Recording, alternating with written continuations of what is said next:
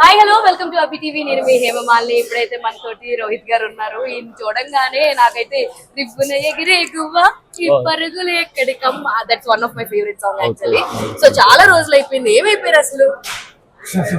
అయిపోయి ఇక్కడే ఉన్నాను, కాకపోతే మంచి సినిమాలు చేద్దాం అలా వెయిట్ చేస్తూ అలా గ్యాప్ వచ్చింది. బిజినెస్ దాంట్లో ఉన్నాను.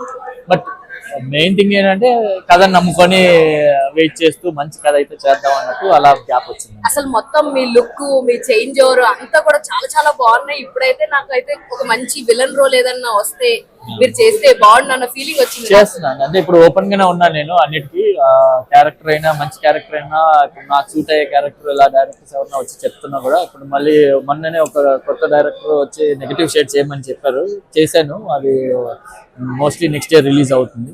సో నెగటివ్ షేడ్ కూడా చేస్తున్నాను. బట్ క్యారెక్టర్స్ కూడా చేస్తున్నాను అండి, మంచి క్యారెక్టర్స్ అంటే ఇంపార్టెంట్ క్యారెక్టర్స్ ఉంటే చేద్దాం అని కూడా అలాగే ఉన్నాను. ఓపెన్ గానే ఉన్నాను. సో మీరు సోషల్ మీడియా ఎక్కువ ఫాలో అవుతారా?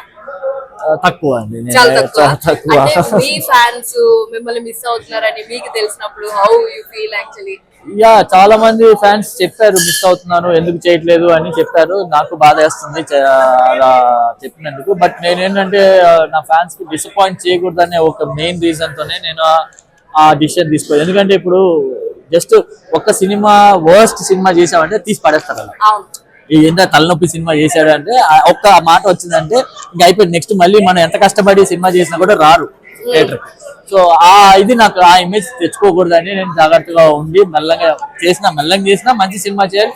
వర్స్ట్ కాకుండా అట్లీస్ట్ పర్లేదులే, ఓకే సినిమా యావరేజ్ ఉంది, చూడొచ్చు సినిమాని అనే ఇది వచ్చినా చాలు అనే ఫీలింగ్. రీసెంట్ గా చూసిన మూవీ ఏంటి తెలుగు మూవీస్ లో? నేను లేటెస్ట్ అన్ని మూవీస్ చూస్తున్నాను. కల్కి చూసాను, లక్కీ భాస్కర్ చూసాను, దేవరా చూసాను.